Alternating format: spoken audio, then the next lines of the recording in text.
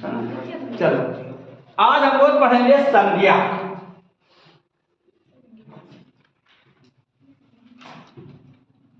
Noun, संज्ञा को क्या कहते हैं? नाउन। अब अंग्रेजी आती नहीं है, स्पेल बता देते हैं NOUN है, तो अंग्रेजी नहीं आती है, लेकिन समझ लीजिए संज्ञा को नाउन, और नाउन को हम सीधे सीधे हिंदी में कह देते हैं नाम। संज्ञा का मतलब ही नाम होता है। अब संज्ञा क्या है? कोई पूछ दे संज्ञा क्या है, तो संज्ञा का अर्थ होता है नाम। इसकी जो परिभाषा है वो परिभाषा है किसी व्यक्ति, वस्तु, स्थान के नाम को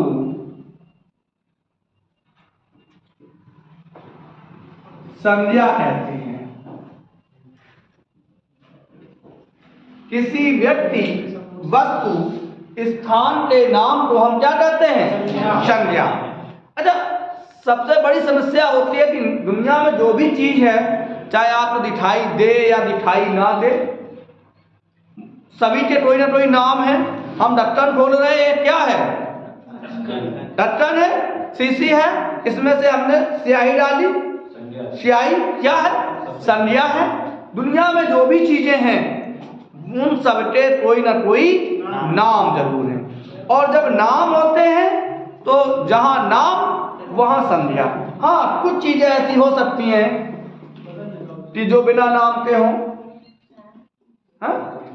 ऐसा कोई है नहीं? हाँ, तो जिसका नाम है वो संज्ञा है।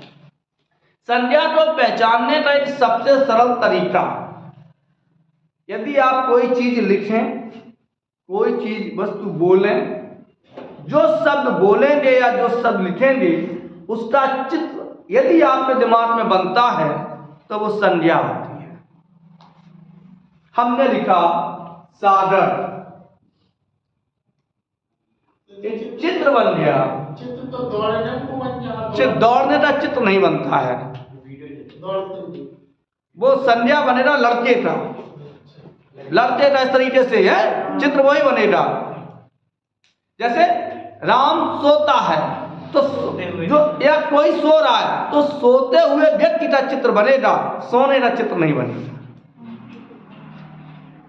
जैसे हमने कहा मिठाई, तुरंत दिमाग आता है गुड़ वाली है। हम कहा गोलगप्पे, पानी के बतासे गोलगप्पे, मजा आए तो आप रोल रोल पानी में ऊपर जीरा तैरत बहु है।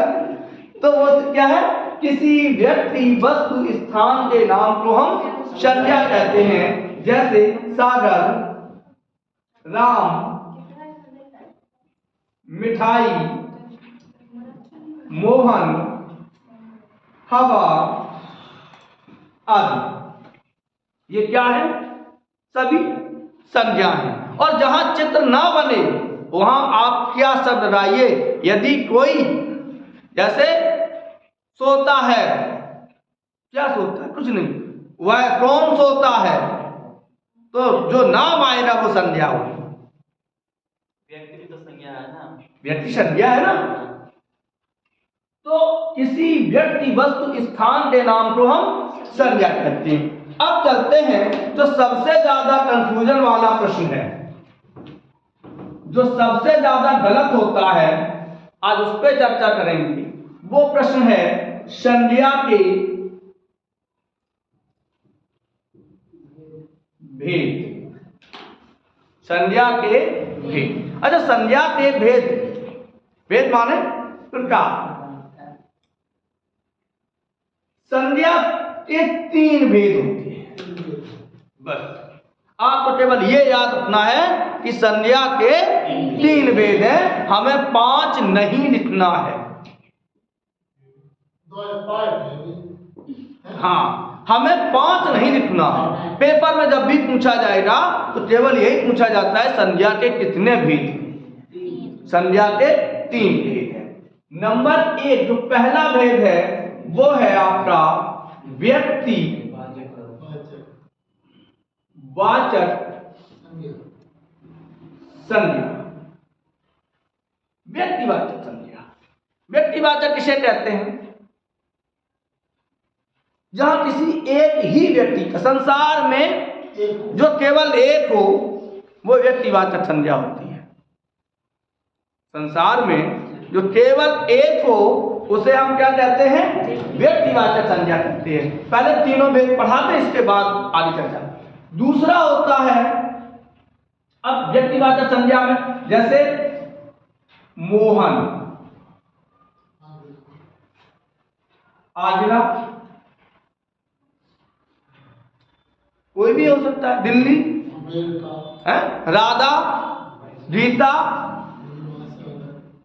दूसरा होता है जातिवाचक संज्ञा।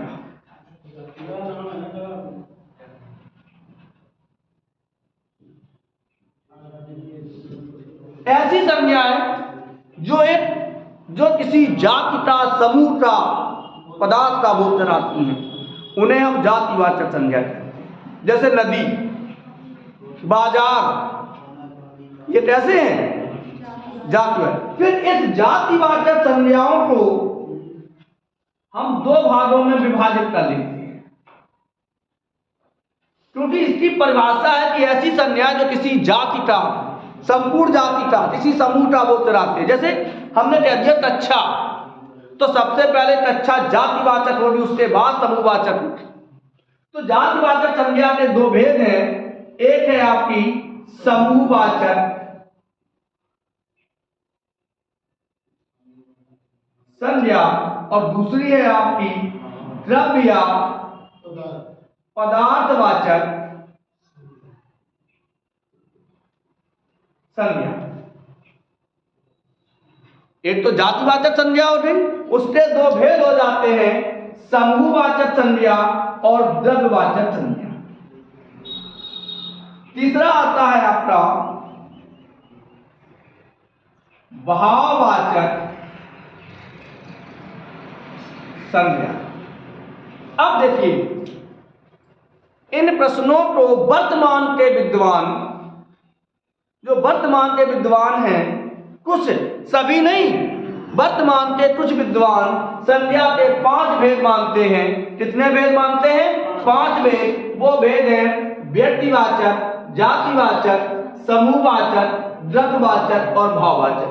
कभी ऐसा नहीं होता है, अगर छपने में गलती ना हुई हो तो वो सबसे पहले आपके व्यक्तिवाचक करेंगे, फिर जातिवाचक, फिर समूहवाचक, फिर द्रव्यवाचक, फिर भाववाचक। ऐसा तो नहीं है कि व्यक्तिवाचक, जातिवाचक, भाववाचक, समूहवाचक और द्रव्यवाचक। तो संज्ञाओं के कितने भेद हैं? 3 भेद हैं। अगर प्रश्न ये आ जाए कि वर्तमान में संज्ञा के कितने भेद माने जाते हैं, तो 5 हैं। और ये प्रश्न जीवन में आएगा नहीं। संज्ञा के प्रकार पूछे जाते हैं और जो 5 लिखाते हैं, आज तक वो प्रश्न सही नहीं हुआ। तो संज्ञा के कितने भेद हैं? 3। इसका एक सूत्र है,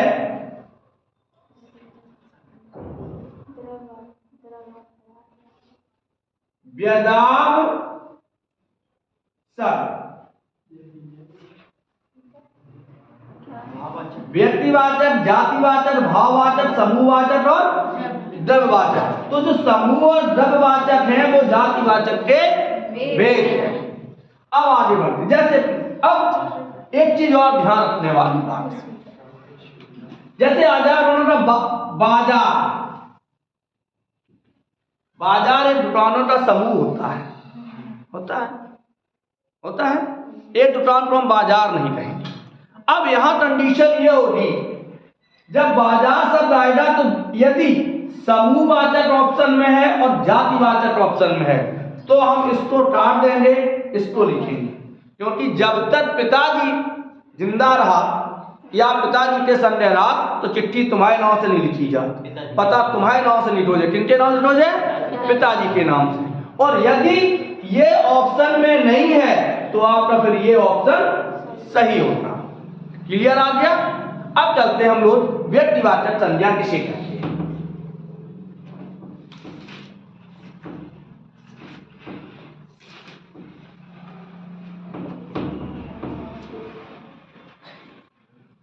चाय नहीं मिली। व्यक्ति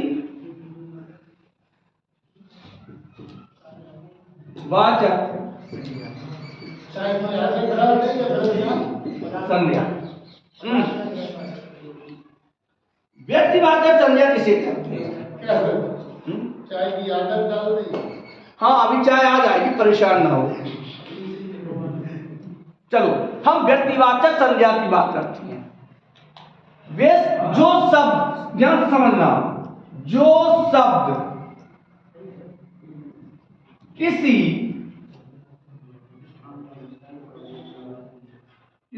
एक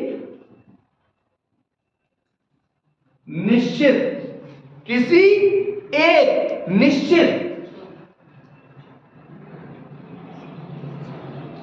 व्यक्ति, स्थान, पदार्थ का बोध कराएं।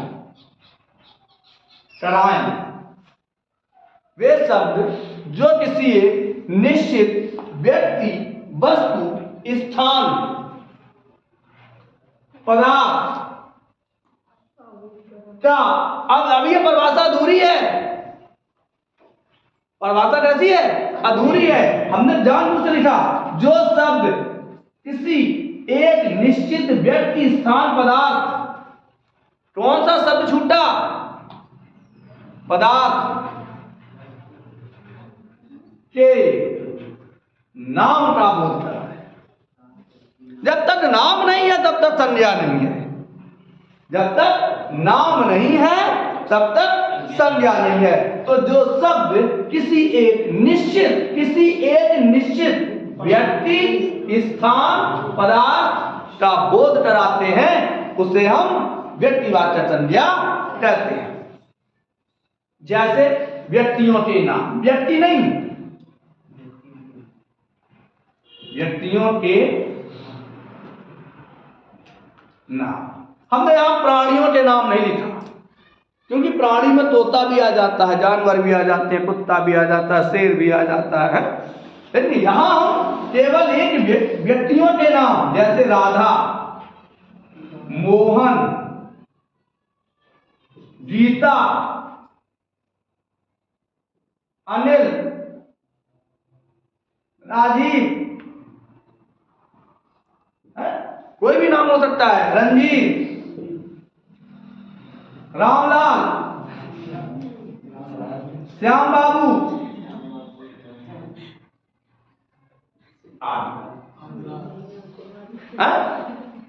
कुछ भी हो सकता है। तो ऐसे शब्द जो किसी एक ही व्यक्ति, एक निश्चित ही व्यक्ति के नाम का बोध कराता है, उसमें आपके जितने भी व्यक्तियों के नाम होंगे वो कैसे होंगे? हम यहां से कहते हैं कि शिवपाल भैया खड़े हो, तो केवल जो शिवपाल होंगे वही खड़े होंगे, दूसरा नहीं खड़ा होगा। सही है? तो जिस व्यक्ति, वस्तु, स्थान के नाम को हम संज्ञा कहते हैं, तो व्यक्तिवाचक संज्ञा क्या है कि जहां किसी व्यक्ति, स्थान, पदार्थ आदि के नाम का, एक निश्चित नाम का बोध हो। तो व्यक्तियों के नाम किसके अंतर्गत आएंगे? व्यक्तिवाचक के। आगे चलते हैं हम। इसके अलावा यदि हम नदियों के नाम ले लें,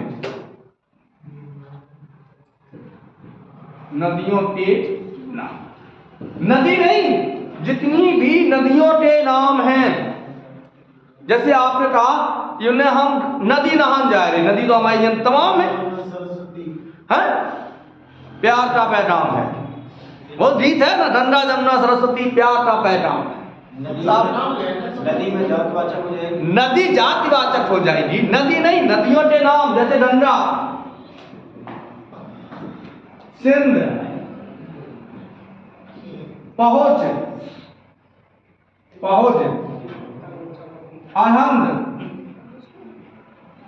अहिंद, ब्रह्मपुत्र, सतलज, कृष्णा, कावेरी, गोदावरी, नर्मदा,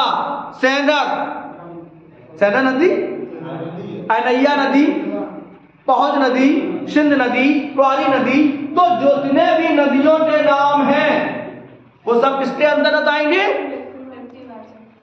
आप किसी से कह दीजिए बाजार के नाम, बाजारों के नाम, बाजार नहीं, बाजारों के नाम, जो नाम होंगे बाजारों के नाम। जैसे परेड, हम लोग कानपुर में जाते हैं, परेड का बाजार, हम कहां चले जाइए? परेड चले जाइए, एक निश्चित स्थान का नाम है। चांदनी चौक एक निश्चित स्थान का नाम है। बरेली का बाजार एक निश्चित स्थान का नाम है। झुमटा गिरा रहे बरेली के, बरेली में क्यों गिरा? अधिक किलोमीटर जाता।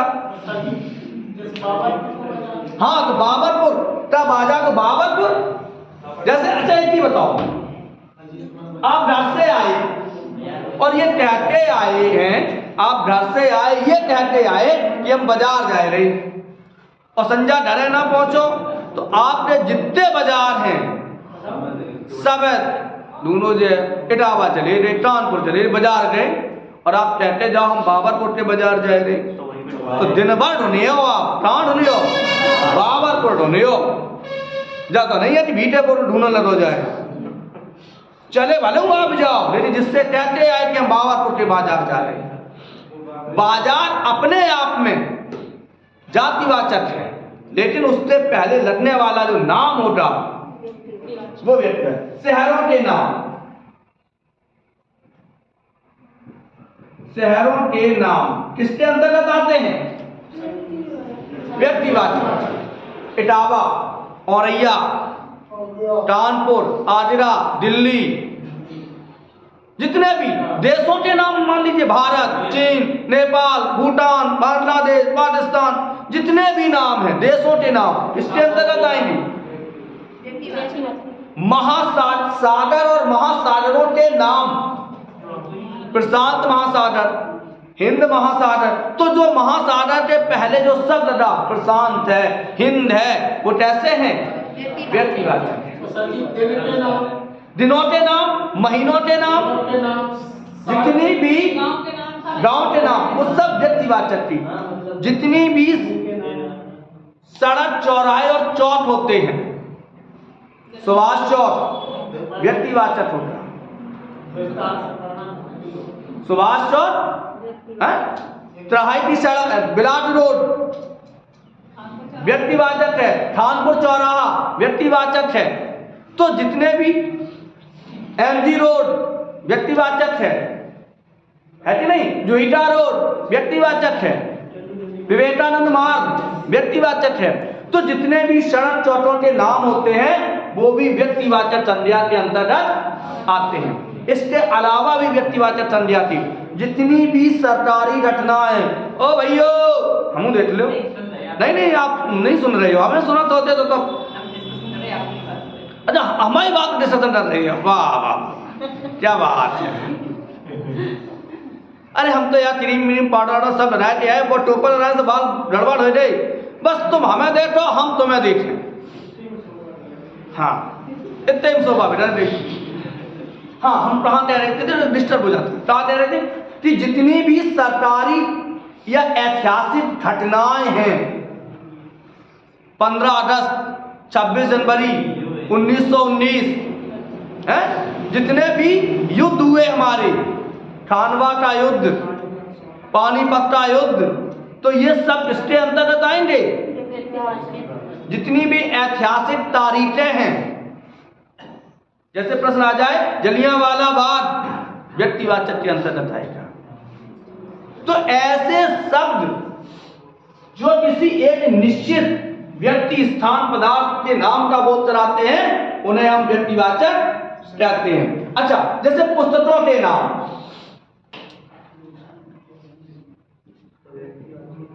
पुस्तकों के नाम, पुस्तक नहीं केवल पुस्तकों के पहले, जैसे रामायण, महाभारत, गीता, कुरान, बाइबल, ये कैसे गोदान, रामायणी, द्रुपस्वामिनी, ये कैसे हैं?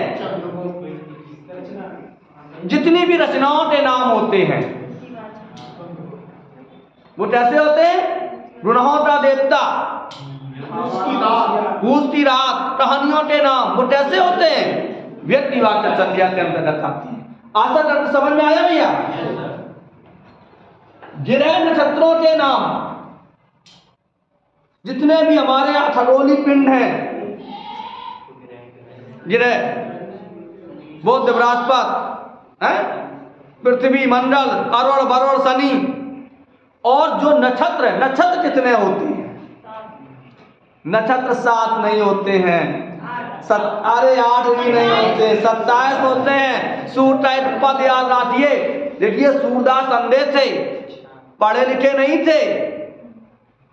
कहत तत् परदेसी की बात, मंदिर अरब अवध बधि हमसो हरि आहार चली जात। उसमें लाइन आती है, नक्षत्र वेद गिरह जोर अर्धिकर। नक्षत्र 27 नक्षत्र, 4 वेद, नक्षत्र वेद गिरह 9, उस समय 9 थे। 2004 को, दिसंबर 2004 नहीं, सितंबर 2004 में, 2006 में इसको अलग कर दिया गया यम2। तो इनकी संख्या बनी थी 40, तो 27। जैसे चित्रा, मर पंचत ले दयो सामरो, जो चित्रा नक्षत्र है, वो चित्रा नक्षत्र कैसा है? व्यक्तिवाचक है। तो जितने भी पुस्तकों के नाम है, ग्रह नक्षत्रों के नाम है, रचनाओं के नाम है, वो कैसे हैं? व्यक्तिवाचक है। आगे लिखते हैं त्योहारों के नाम,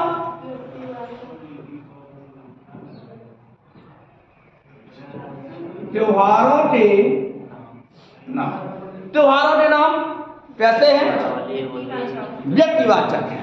जैसे होली, रक्षाबंधन, दीपावली, ईद, बकरीद, ये क्या है?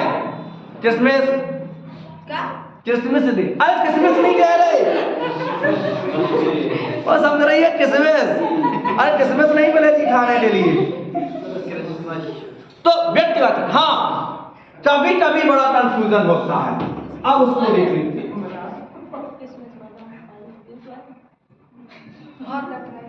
तोता, तोता, तोता, तोता है। इस संज्ञा में या इस वाक्य में कितनी संज्ञाओं का प्रयोग हुआ? तो इस वाक्य में हमारे यहाँ 2 नाम हैं, 2 संज्ञाएं। अब तोता, तोता है, तो जो ये लास्ट वाला तोता है ये जातिवाचक है, और पहला वाला तोता उस जाति का एक पक्षी है, तो वो व्यक्तिवाचक है। तो जो सब किसी एक निश्चित व्यक्ति, चाहे वो निश्चित सड़क हो, चाहे निश्चित स्थान हो, बड़ा चाव, तो जो शब्द एक निश्चित व्यक्ति, वस्तु, पदार्थ का बोध कराते हैं, उन्हें हम व्यक्तिवाचक। अच्छा, जितनी भी, एक चीज और है, साइड से ले। अरे चाय कहीं से, चाय तो पीना है, नहीं तो मैं लोग चाय वापस अरे अरे अरे अरे अरे लोग समझते हैं, लोगों का नाम है समझना भाई। चलो आगे बढ़ते हैं, एक कंफ्यूजन और दूर करते हैं।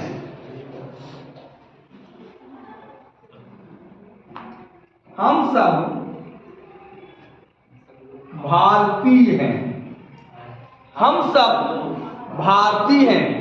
इसमें इस वाक्य में संज्ञा शब्द है भारतीय। कौन सी संज्ञा है? गलत। जितनी भी राष्ट्रीय जातियां होती हैं, हाँ जितनी भी राष्ट्रीय जातियां होती हैं, भारतीय, नेपाली, चीनी, अमेरिकन, रूसी यानी रसियन, क्या है? जितनी भी राष्ट्रीय जातियां होती हैं, राष्ट्रीय जातियां सभी व्यक्तिवाचक। कैसी होती है? आशा करते हैं कि व्यक्तिवाचक संज्ञा समझ में आ गई होती। अगर कह दें भारत देश 26 जनवरी 1950 को पूर्ण स्वतंत्र हुआ, और लाइन कर दें 26 जनवरी 1950 में कौन सी संध्या होती, तो कौन सी होती? क्योंकि जितनी भी राष्ट्रीय घटनाएं, ऐतिहासिक घटनाएं, जितनी भी हमारी ऐतिहासिक घटनाएं हैं वो सब किसके अंतर्गत आती हैं? व्यक्तिवाचक के अंतर्गत। महात्मा गांधी 2 अक्टूबर को जन्मे थे, तो 2 अक्टूबर में कौन सी जाति होती, कौन सी संध्या होती? व्यक्तिवाचक संध्या होती। सही है? समझ आया? तो जो शब्द किसी एक निश्चित, ये ध्यान, एक निश्चित व्यक्ति, स्थान, पदार्थ के नाम का बोध कराए, किसका बोध कराए? के नाम का बोध कराए, उसे हम व्यक्तिवाचक संज्ञा कहते हैं। आगे और देखते हैं।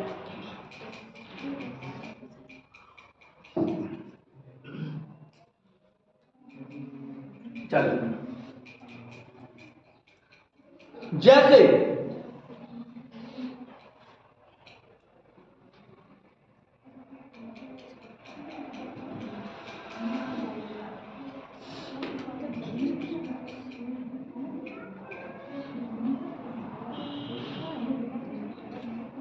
नीलगिरी की पहाड़ियां सबसे प्राचीन हैं। रेखांकित वाक्य है नीलगिरी की पहाड़ियां। यहां किस संज्ञा का प्रयोग हुआ? हाँ, दबके ना बोलो, किसका हुआ? इसका मतलब जितने भी पर्वतों के नाम हैं, चाहे वो हिमालय हो, आल्पस हो, ओलंपिया हो, नित्य ओलंपिया हो, ये सब कैसे हैं? व्यक्तिवाचक। पर्वत व्यक्तिवाचक नहीं होता, लेकिन पर्वतों के जो नाम होते हैं, जैसे हिंद महासागर, तो हिंद महासागर, अब महासागर के पहले नाम कौन लगा? हिंद, तो वो व्यक्तिवाचक हो गया। और महासागर तो जातिवाचक हो गया। सबसे एक प्रश्न आ जाए, महासागरीय गर्त मैरियाना है, सबसे गहरा गर्त महासागरी गर्त, तो जो महासागरी शब्द होगा वो जातिवाचक होगा, लेकिन जो मैरियाना है वो व्यक्तिवाचक। तो व्यक्तिवाचक समझ में आया? किसी व्यक्ति, स्थान, वस्तु आदि के नाम को संज्ञा कहते हैं, और उस संज्ञा में पहला संज्ञा का भेद है हमारा व्यक्तिवाचक संज्ञा, यानी पर्सनल, हम लोग कहते हैं व्यक्तिगत। तो जो शब्द किसी एक निश्चित व्यक्ति, वस्तु, स्थान आदि के नाम का बोध कराता है, उसे हम कल हम लोग चर्चा करेंगे जातिवाचक पर और जातिवाचक के 2 भेद पर। तब तक के लिए राधे राधे।